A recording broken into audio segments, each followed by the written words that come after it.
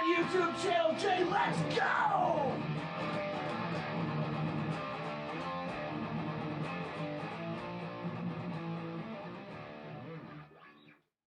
Hello again, wrestling fans, and welcome to another edition of the Good Friends, Better Enemies podcast as we continue our series, Card Subject to Change.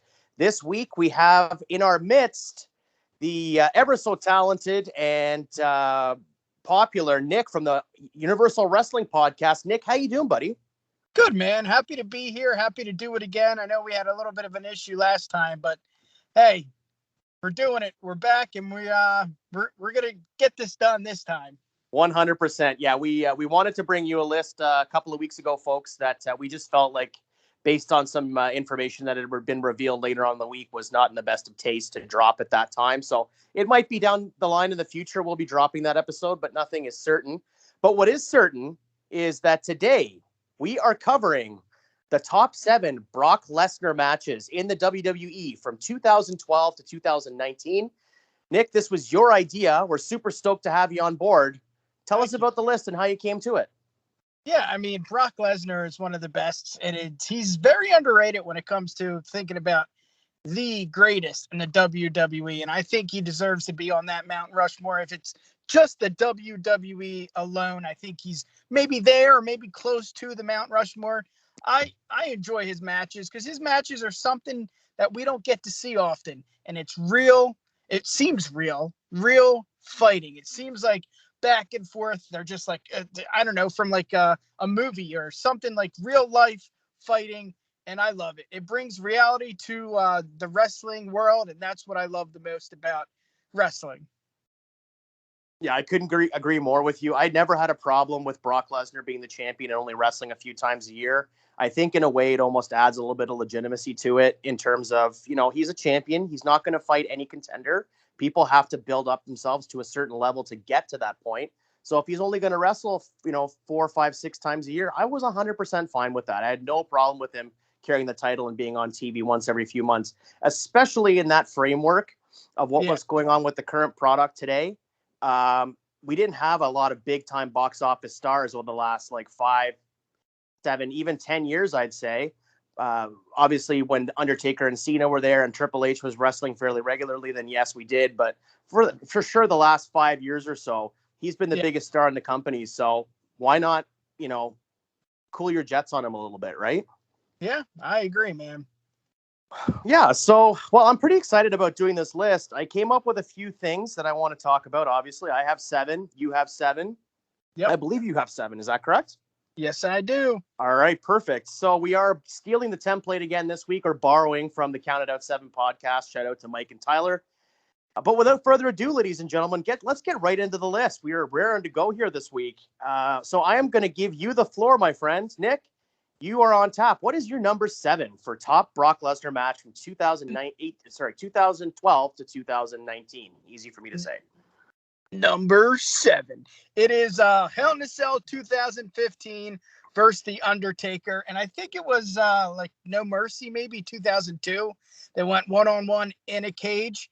And that was such a great match. And then, coming to 2015, Undertaker's 50. He's a little bit older. So is Brock. And it was it's still a great match. Obviously, it's my number 7. It wasn't they didn't tear down the house, but it was very, like we said in the beginning, Brock Lesnar-esque match. Heavy with the punches. It looks real. It looks like they're beating the hell out of each other. And for some reason, Taker and Lesnar, I guess not for some reason. I mean, they're good at what they do, and they're better when they're together. And I just love the match. Obviously, number 7, not, top 5 matches of all time, but a good match. Yeah, it's interesting you say that because it's actually on my list as well, but it's much higher on mine. It's number 4 on my list. I absolutely love this match. I love the idea of the finish when they pulled the canvas off as well as the padding and you got the exposed pine. I thought that was really cool. Something I don't think I'd ever seen up to that point before. I'm sure it happened somewhere, but I hadn't seen it to my recollection. And again, to your point, about The Undertaker, people talk about how he should have retired after WrestleMania 30. In my mind, he still had a couple of great matches, and this was one of them. So For me, this match is absolutely on the list. As I said, it's number 4 for me. So I'm right there with you on this. Maybe a little different in terms of the placement on the list, but yeah, Yeah. right there with you, man. Yeah, man. It's just, again, go back to what I said in the beginning. These guys bring it every single time. And this match was just, like you said, when's the last time you seen something like that? I mean, off the top of my head, I think it's the Ciampa and Gargano match at one of the takeovers where they pull the mat in the woods there. But again, what I'm saying is reality. Who thinks of that stuff? These two guys, ring generals, amazing match. Yeah, 100% agree with you. My number 7 actually is from 2012, and it Okay. is Brock Lesnar versus John Cena at Extreme Rules. Wow. Okay. I have that on my list too.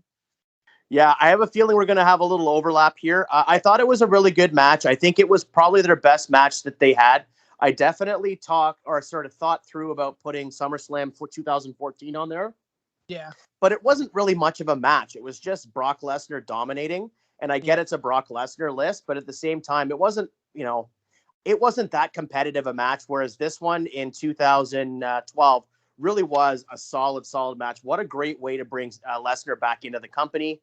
Yeah. A lot of people talk about, why did Brock Lesnar do the job his first match back? But you have to remember Cena had just lost to Rock as well. So I think it made sense for him to go up against Lesnar and get some of his heat back. Really, really great match. I always remember the one spot where Lesnar picks up the ref by his belt with one arm and throws him back into the ring. It was the coolest spot I'd ever seen.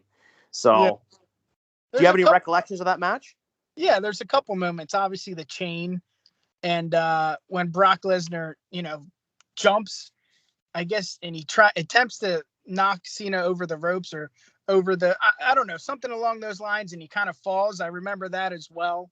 That was a really bad bump there, but hellacious match, and it's definitely high on my list. I loved it so much. I put it at number 2, and that's legit because I'm not a big I'm not a big fan of Cena. But this match, I mean, it was Brock coming back from the UFC, or he had 1 or 2 matches with the UFC. He's come back. He's a legitimate badass because of UFC, because of obviously his work in the WWE. But the UFC, magnified that badass character of Brock Lesnar. And dude, he was in such good shape, and it's just one of those savagey, bloody matches that I love. Again, reality. When reality is intertwined with a storyline, it makes it so much better for me. So yeah, that's number 2 on my list. Nice. That's a great option to have, and I get your points behind it 100%. I mean, to your point, Lesnar had just come off of a little while previous, about a year or 2 previous to that, being the UFC heavyweight champion. So obviously he was legitimized in the eyes of the Ultimate Fighting world or MMA audience as well. So to have him come back, it was a huge moment. That night after WrestleMania when he returned in Miami, interrupting John Cena's promo was a huge moment. So this whole time period for Lesnar was huge. A big time return to the company for one of those guys that we probably at some point didn't think ever would return. So quite interesting in that regard. But with that being said, what's your number 6, man? Yeah, number 6 is WrestleMania 31, Brock Lesnar versus Roman Reigns. And I know this match is more so about Seth Rollins cashing in, but this was one of the matches where I saw Roman as, holy shit, they do have something here with Roman, but he's not as over as they want him to be. And I think this match helped people, understand the concept of how to make a wrestler, or how to elevate a wrestler. And that's giving it to Brock Lesnar, giving it to, a legend, having them go one-on-one with, the Undertaker, Triple H. I mean, the list goes on. Putting them in a match at WrestleMania helped Roman Reigns, but it also helped Brock Lesnar. And then Seth Rollins. Not that this is, Seth Rollins' list, but that helps the match. And I just love the whole match in itself. Yeah, it was a really great match. I mean, as they say, it was a bit of a coming out party for Reigns in this match to show that he could be at that main event level, especially facing somebody the likes of Brock Lesnar. So I do agree with you, and it was one of the cooler finishes in recent memory for WrestleMania in terms of having Seth Rollins come out and cash in. So it was a really, really cool moment and a good match for Brock. I do agree with you. I think that's the first time we heard him refer to Suplex City, bitch. So as much as I can recall, anyhow. So I thought that was a really great match. Unfortunately, it didn't make my list. Yeah. My next match on mine for number 6 on the Brock Lesnar best of 7 list is WrestleMania 33 versus Goldberg. Wow. So I thought that this match was everything that a Goldberg and Brock Lesnar match should have been. Now, we had seen the WrestleMania 20 match, which was a complete, abomination. Nobody was satisfied with that match after it was over. Hence the double stunners by Steve Austin, which, sent the crowd home happy. But in terms of this match, it was just, 9 minutes of a car crash.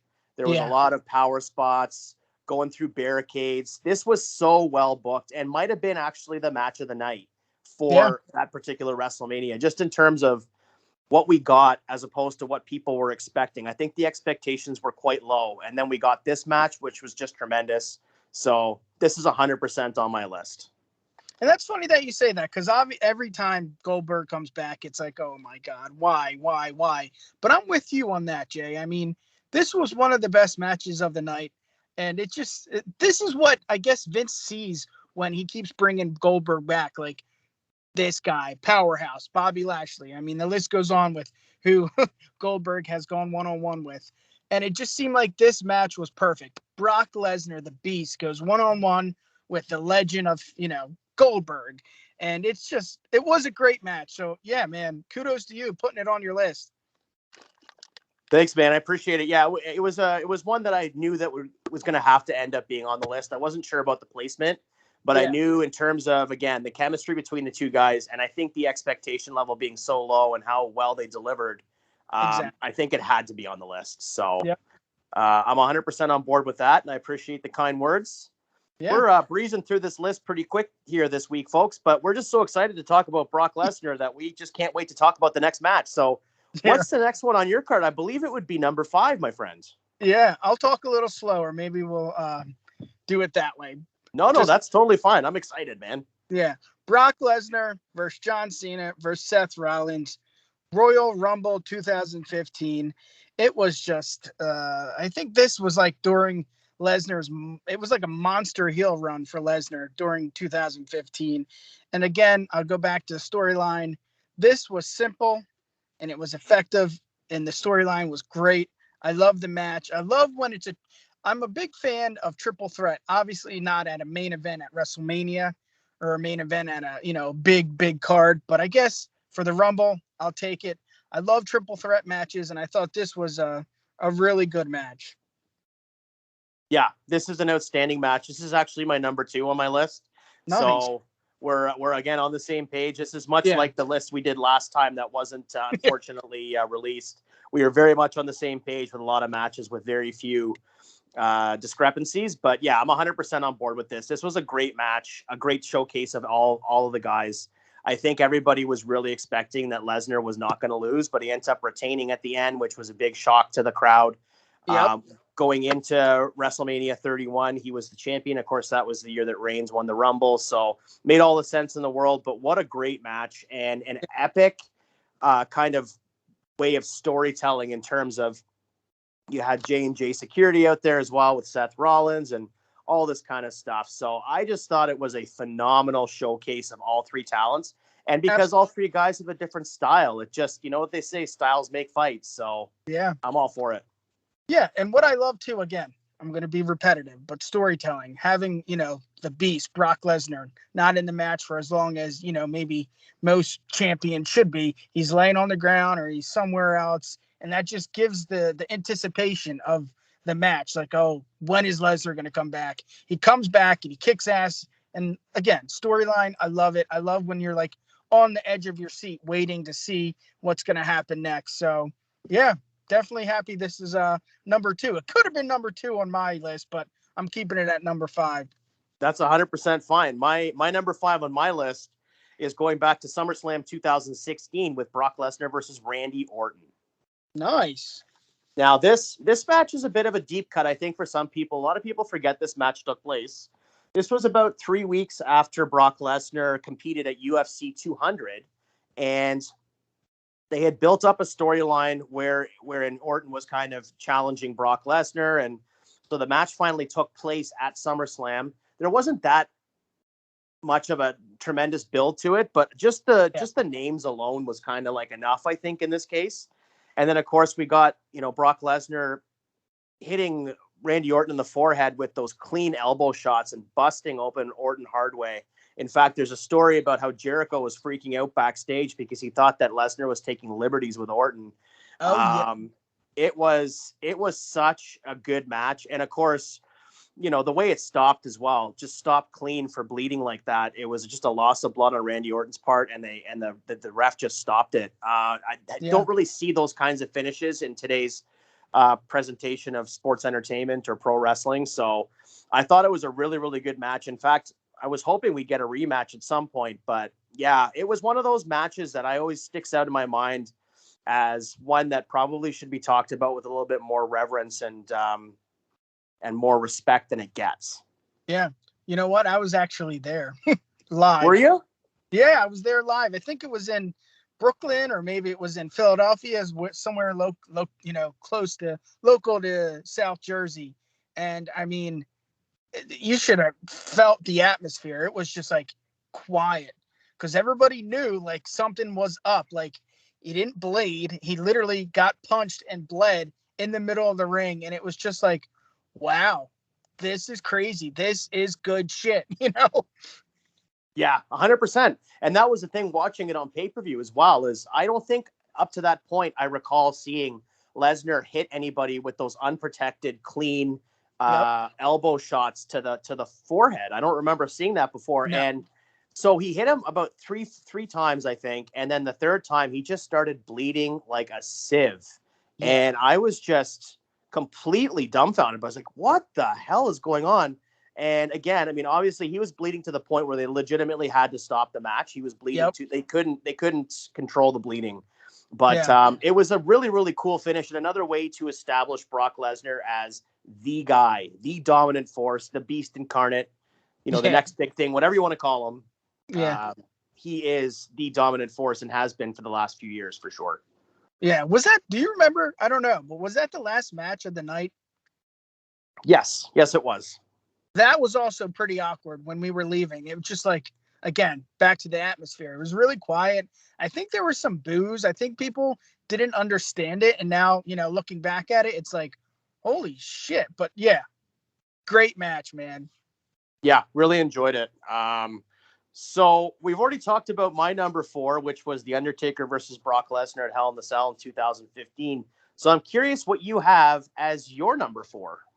Yep. Brock Lesnar goes one-on-one with CM Punk, SummerSlam 2013. The rest of my list, I think, is against smaller guys, maybe one or two. No, the number 1 is against a smaller guy, but we'll get there. My point is, we haven't seen that from Brock Lesnar. He's always going against, like you said, Goldberg, John Cena, The Undertaker, these big guys, and then put, revenge on top of it. This storyline was great. Brock Lesnar goes one-on-one with CM Punk. It was in 2013, and it was just people may say this was one of Brock Lesnar's greatest matches, maybe top 3. I think it's top 5 for sure. But Punk delivered. Obviously Lesnar, he's great when it comes to ring. When it comes to being acting like a beast. I don't know what I'm trying to say here, but it was such a good match, and Punk was definitely that fire that Brock needed in 2013. Yeah. I mean, again, this is on my list as well. It's number 3 for me. Yeah. I'm right there with you. It was a tremendous match. I will say, spoiler alert, that I did go online and I Googled, top Brock Lesnar matches of the last decade. And more often than not, the lists had this match as number 1. I don't necessarily agree with that. I think it's a really, really good match. And I think that these two guys had great chemistry in the ring. Again, this is sort of, to me, there's a lot of outside going on in this match as well. Yeah. So it wasn't just a pure, clean kind of in-ring match. There was a lot of plunder as well, which is 100% fine. I think that the match warranted it in terms of the stakes and in terms of the story they were trying to tell. Yeah. And to your point about smaller guys, yeah, I think for the first little while, Brock was mainly focused on the Cenas, the Takers, the Goldbergs, things of that nature. But as you get along in the last few years, we've seen him go up against the likes of Finn Balor and Ricochet and guys like that. So I think that he works really well with smaller guys, and I think he enjoys working with smaller guys because they can bump all over the place for him. And then you see that when he wrestles smaller guys, he likes to give them a lot. He sells for them. This is one thing that people sleep on with Brock Lesnar.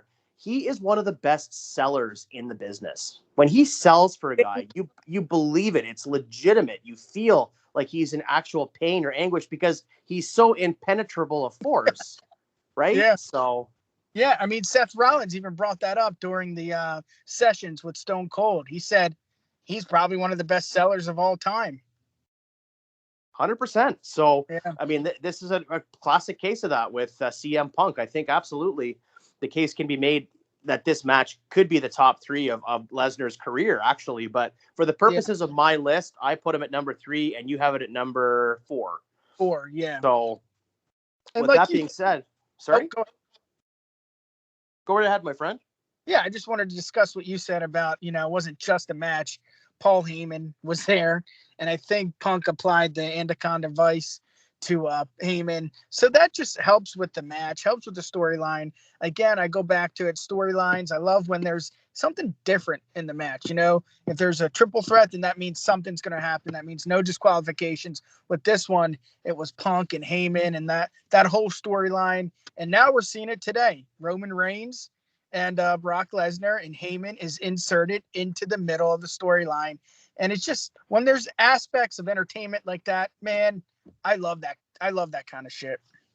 Oh, I do too. Absolutely. And I think that, again, this particular match with Punk, it kind of warranted that kind of plunder, and you have Heyman get the Anaconda Vice, all that kind of thing. I just meant to say more often than not that when you get a Brock Lesnar match, it's against a challenger, and they have the match, and they build up some stakes beforehand, but it's not usually a personal thing for Lesnar. It's just more him being a mercenary coming out, squashing someone. They'll get some offense, and he likes to give offense to guys, but he usually ends up coming out on top. And it's not something that's personal. There's not table spots or chair shots or steel step spots and things like that. You only really get that with Lesnar when it's something really personal, like a Punk match or like the Hell in a Cell match with The Undertaker, right? Yeah, for sure.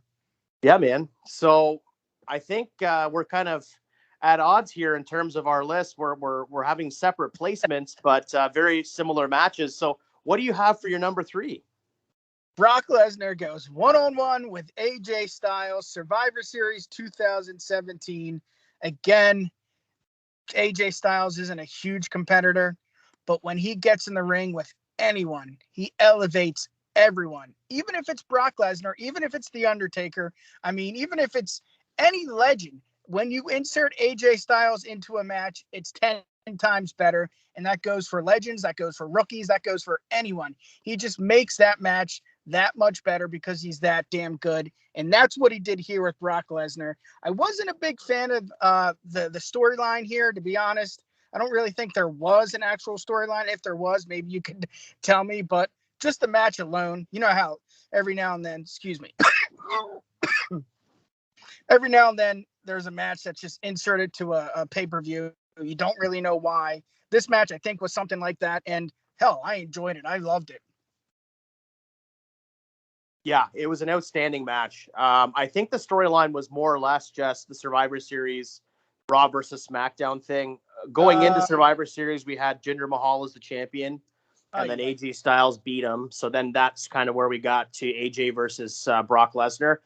I have this match on my list as well, but this is my number 1, actually. This is my number 1 match for Brock Lesnar of the last, close to a decade. Yeah. I think this match was absolutely spellbinding. I remember I've watched it a couple times since, but I remember watching it live and just being like, holy cow. Yeah. I just couldn't believe what an incredible match this was in terms of, no pun intended, but their styles. Brock Lesnar was giving a lot to AJ in this match, and AJ was doing a really good job of selling, being kind of just eviscerated by Brock Lesnar for the better part of the match, and then coming back and having these spots and transitions where you legitimately thought that it was going to be AJ that went over, but in the end, it was Brock. But this was an outstanding match. I really, really enjoyed this match, and I could go back and watch it. This was a really stacked Survivor Series, so I could go back and watch the Survivor Series as a whole. But in terms of Brock Lesnar's finest performances, this might be Brock's finest hour in the last 8 to 10 years, I would say. Now, what I forget. I mean, I agree with you. I could go back and watch this over and over again. But what was with the Styles Clash? I remember something there. He tried to put it on Brock, and then it was like reversed into an F5 or something. Do you remember that? If I remember correctly, no, I haven't had a chance to actually go back and watch this match before this list. I watched it a few months ago, and if I remember correctly, he was going for a phenomenal forearm, which Brock caught and turned into the F5. Got it. That's what it was. I believe that's what it was, but don't quote me on it. I know that both you and I have been quite busy this week, so folks, our apologies. We haven't had a chance to go back and watch every match in its entirety this week, but I am quite confident in my choice. Hey, listen, if you disagree with me on social media, by all means, call me out on it, but I'm going to have to get a pretty convincing argument to see that there's any match better for Brock in the last 8 years than this one. Yeah. So I believe we're down to your number 2, sir.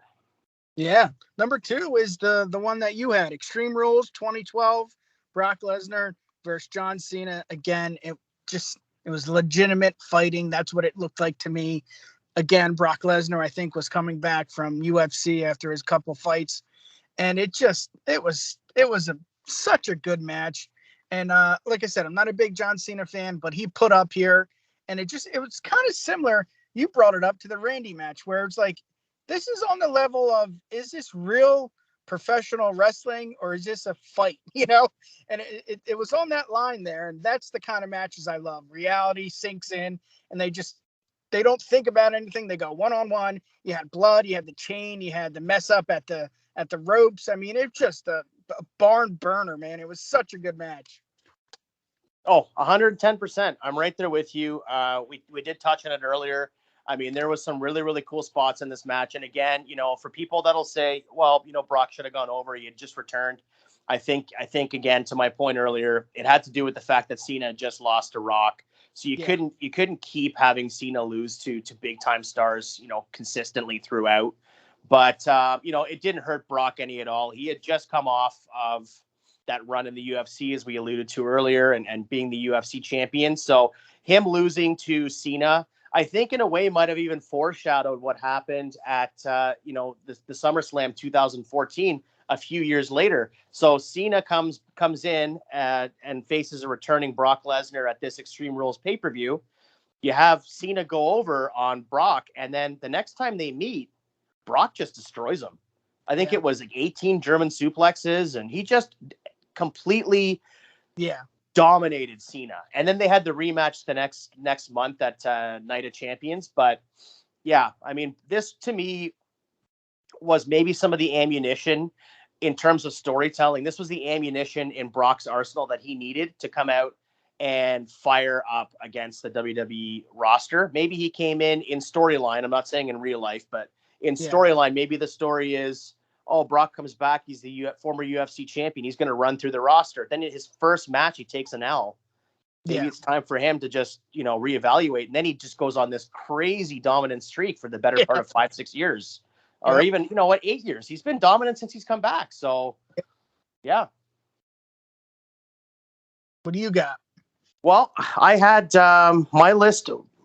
Oh yeah, is basically done because he stolen all my matches. I had Rollins and Cena versus Lesnar from Rumble 15, which we talked about earlier, which was an awesome match. But I am actually very curious to see what your number 1 is going to be, because I'm so confident with the AJ Styles and Brock Lesnar match. I want to see if you can convince me otherwise. What do you got, man? Yeah, I think I may be a little biased. It's Daniel Bryan versus Brock Lesnar, Survivor Series 2018. I mean, like we said earlier, when it comes to smaller guys, Brock Lesnar, it does not matter. If you respect him and you put enough in the ring, he's going to help you get over. In this match, for some reason, I thought Daniel Bryan had a chance, and that's the storylines I love. When you can sink your teeth into it and you can really get into it. And this is that match for me. Again, delivered, great effort, strong performance. I mean, Brock Lesnar, in my eyes, in 2018, couldn't have done anything wrong. He was so good, and Daniel Bryan still was pretty hot at this time. And it was such a good match. And again, the believability. Can Daniel Bryan, this smaller guy, get over? Unfortunately, he does not, but it was such a good match, and that's why it's number one on my list. Yeah, that's 100% fair. I understand why you put it on the list. I mean, I think a lot of people feel like this was the better match between Daniel Bryan and AJ Styles. They would have picked the Daniel Bryan match. Not for me personally. I have a lot of respect for Daniel Bryan. He's an incredible wrestler, but I just prefer the Styles match myself. So it's all a matter of opinion and taste. Absolutely. We're all subjective, right? So, yeah, 100%. Like, I'm with you right there. It was a really good match. Another one of those matches, where Lesnar was dominating for a lot of it, and Daniel Bryan was selling, and then came back out. He had a couple of hope spots. He was making a comeback, and then ultimately, Lesnar got him down for the 3. But another great match, another great example of how Lesnar works so well with smaller guys. So, yeah, I mean, so just for the sake of, and I guess it might have been a little bit confusing for our listening audience, let's run down. You can run down your 7 just real quick. You can list them off, and then I'll list off mine so everybody knows exactly what our lists were.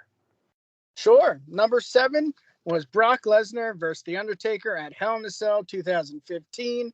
Number 6 was Brock Lesnar goes one-on-one with Roman Reigns at WrestleMania 37.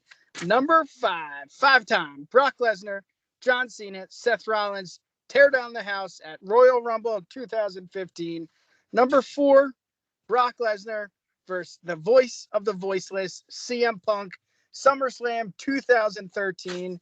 Number 2 was Brock Lesnar goes one-on-one with John Cena at Extreme Rules. And number 1, Brock Lesnar versus Daniel Bryan at Survivor Series in 2018. It's a solid list, man. My number 7 was versus John Cena at Extreme Rules 2012, versus Goldberg at WrestleMania 33, versus Randy Orton at SummerSlam 2016, versus The Undertaker at Hell in the Cell 2015, versus CM Punk at SummerSlam 2013, versus Seth Rollins and John Cena at the Royal Rumble 2015. And my number 1 was versus AJ Styles at Survivor Series 2017. Yeah. So I think that there's one little kind of caveat here. There's a little carrot dangling for both of us that we need to discuss before we move on and ride off into the sunset this week. And it's something that neither one of us put on our list that I'm sure people are probably scratching their heads about. We have not talked about this off air, folks. So this is going to be just fresh, raw opinion right off the cuff. Why didn't you put Brock Lesnar versus The Undertaker at WrestleMania 30 on your list? Yeah, I know it. It was one of my honorable mentions. It just, for me, I was so upset, and I'm still upset about it. But then again, if you look back at it, was it the right decision? Yes and no. But it definitely was not one of the best matches. I mean, it was a good match. It was an okay match, but not a top 7 match for me. The storyline was great. And like I've said throughout the whole, episode, I love when the storyline is good. That storyline was good, but I just, my heart, I just can't do it. I can't put that on the list. I was so furious. My jaw was wide open when I heard the 1, 2, 3, Heyman's face, and Brock Lesnar was victorious. I'm still upset about it. I'm still pissed about it, but no, definitely not on my list. Yeah, I'm right there with you. I didn't feel it warranted being on the list for a couple of reasons.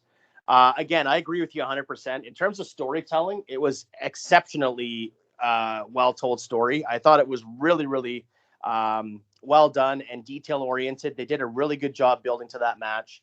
But of course, the Undertaker's talked about it himself. He doesn't remember 3/4 of the match. He got his bell rung fairly early. So the match wasn't a bad match, but it was clear that there was something off.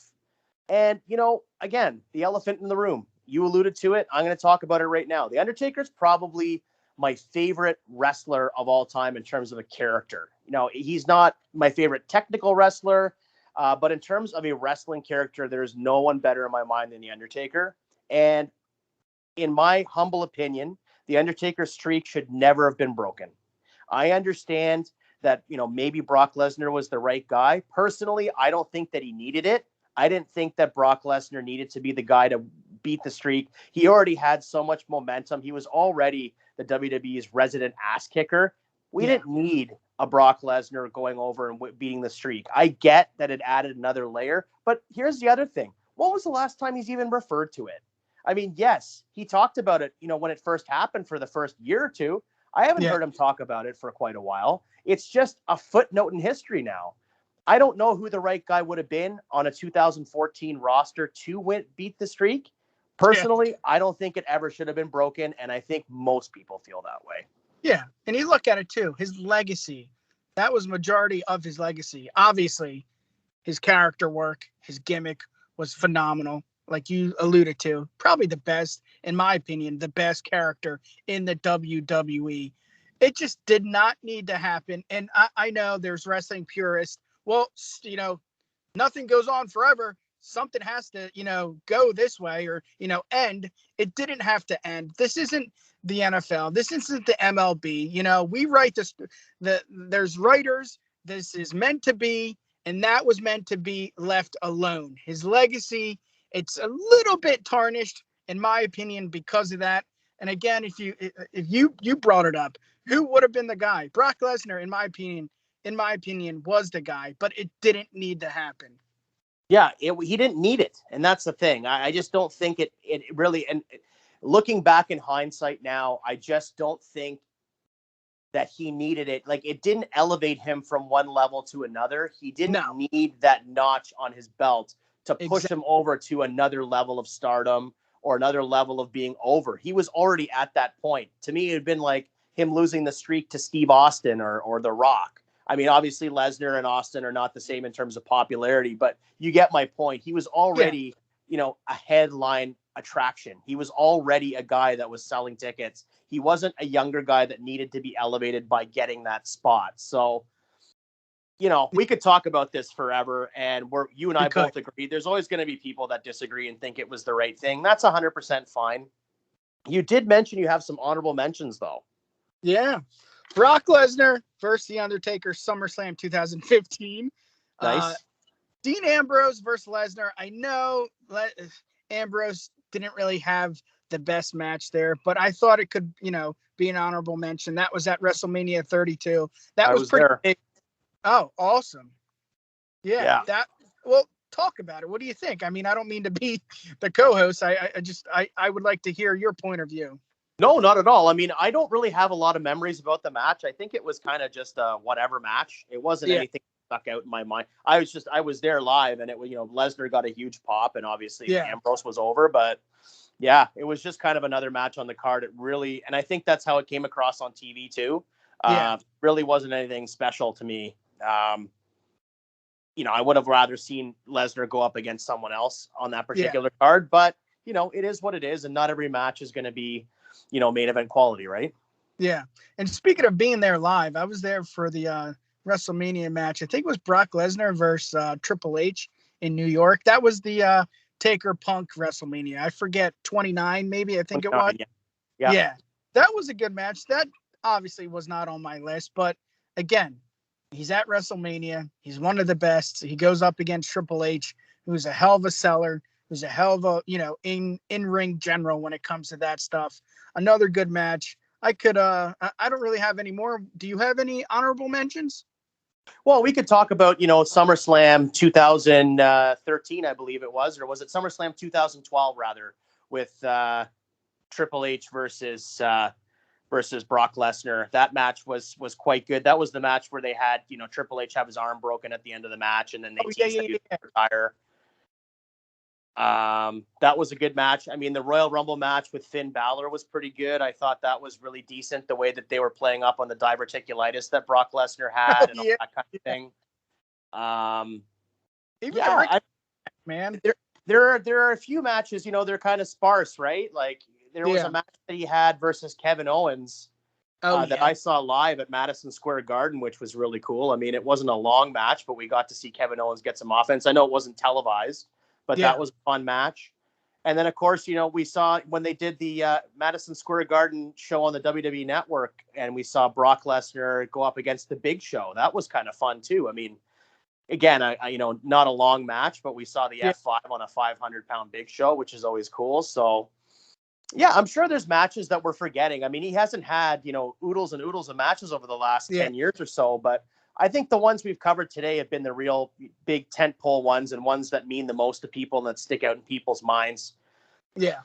Yeah. So I feel like we've done Brock Lesnar justice tonight, talking about all his different matches and his moments. And it's going to be really interesting to see what happens coming up in the future.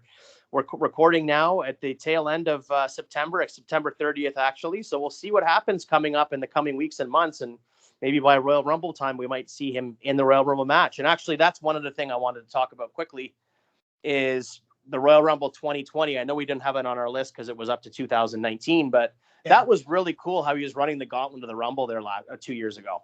Oh, dude. And that was right before the pandemic and just everything about it. He just looked like he was having so much fun. And that's what, makes a match, in my opinion. The thing with MVP, the thing with Shelton Benjamin. I mean, the crowd, I think it was one of the first times a Rumble was in a baseball stadium. So that was really cool. And it was just, he's number one. He comes out and he just destroys everyone. And you're like, is this going to go on all night? Again, when it comes to storylines, it's great. The match, it helped the match because it's like, okay, he has this. He's going to win. And no, that's when Drew McIntyre comes out of nowhere, saves us from the, during the pandemic era. And it was just a great match. What are your thoughts regarding the Rumble? I thought it was awesome. I really enjoyed it.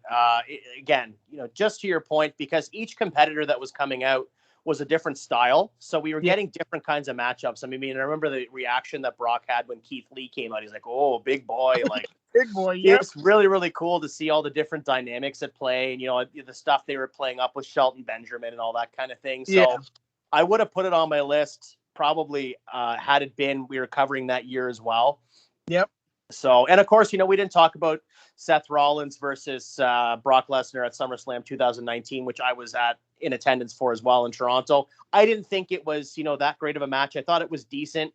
I thought the build was a little silly that, that he had been, he being Rollins had been completely destroyed by Lesnar and had broken ribs and this and that. Yeah. And then comes out and like half dominates Lesnar. I didn't really understand that booking, but it was one of those matches that was, is the means to an end. They needed to get the title on Rollins, so it made sense. But I was really hoping that Lesnar was going to retain on that night. Yeah. And I think Seth Rollins talks about that too in the Broken Skull sessions with Stone Cold. He said, respect's earned with Brock Lesnar. After that match, I don't know if it was that match or the match where he cashes in, but Rollins left a 6-pack of Coors Light at Lesnar's locker. And it was just a really cool thing to see because you hear it all the time. Is Brock Lesnar an asshole backstage? He doesn't seem like a good dude. And that just shows that, like, he cares, like he sells. Like, who sells if you don't care about a match? Who sells if you don't care about your career? He cares. He's been there for a long time. And it's just, I don't know. It was really cool to do this with you. I love Brock Lesnar. I love top 7 matches. It's fun because you go back and you watch the match or you do some research and you find things you don't know. You find things that you forget, like the phenomenal forearm with AJ Styles. And it was a treat. It was an honest treat to do this and just go back because I love going back and checking out other, older matches and matches from the past.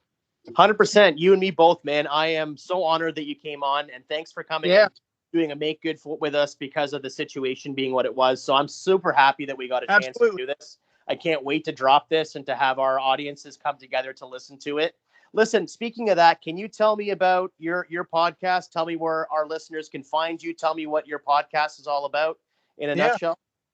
Currently, we just dropped an episode September 30th. That's the day that we recorded this, but we dropped an episode today.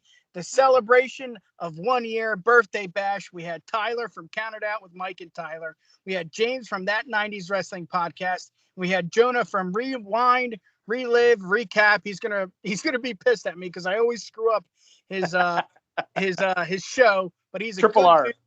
Yeah, Triple R. That's what we'll say. It was a lot of fun. 1 year, and if you told me, a year ago you would be doing this, me personally, I would have been like, no way. We're loving it. It's not about downloads. It's not about likes. It's not about follows. It's about talking wrestling with some friends. And I'm glad that we met, Jay, because this has been such a fun time. I wouldn't have done this, if I didn't have a podcast. So talking wrestling, it's a hobby. I appreciate the fans, obviously, the followers and all of them, all my followers, all the downloads. We appreciate it. We're not going to stop. You can find us on Twitter at the UW Pod and Instagram at UW Podcast. And we do have a website, uwpod.com. That's awesome, man. Thank you so much. And yeah, we couldn't be more thankful to have you on board with us. And spoiler alert, folks, you might be hearing Nick from the Universal Wrestling Podcast sooner rather than later. We have some things brew, and we might have something coming up for you in the very near future. Something that you'd have to maybe watch along with us. So with that being said, ladies and gentlemen, thank you again so much, Nick, for coming on from the Universal Wrestling Podcast. Next week's content, ladies and gentlemen, as the show's mini-series alludes to, is card subject to change. We'll let you know closer to the drop date exactly what we're going to be dropping on you next week. But for myself, for Nick of the Universal Wrestling Podcast, for Tyrone, for Brock Lesnar, for 6 packs of Coors Light, and for The Undertaker's winning streak never dying, you've been listening to the Good Friends Better Enemies Podcast. Find us at good_enemies on Instagram and good_enemies on Twitter. Good evening.